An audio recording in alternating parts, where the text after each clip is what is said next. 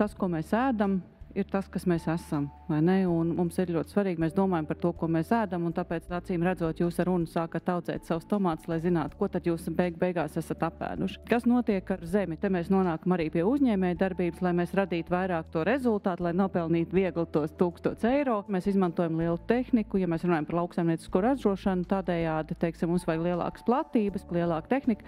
Ko tā tehnika dara? Tā tehnika sablīvē augsni. Bet kas ir augsne? Augsne ir kā visas dzīvības avots, augsne ir visi mikroorganismi. Un tad, principā, ja mēs paskatāmies augsne tāds ekotīklojums, ja? Piemēram, tik elementāra lieta kā zāle. Zāle vislabāk aug tad, ja viņa var savā starpā savienoties. Liksim ekobruģi, ja? Un tas ekobruģis ir tāds smukās bildītēs, ir, kur zālīt tādiem maziem kušķīšiem, neaugstā zāle tur. Zālei arī vajag tos draudziņus. Un es saku, zāle vislabāk augs tad, ja viņai būs kur tīkloties. Un tātad paskatāmies sakņu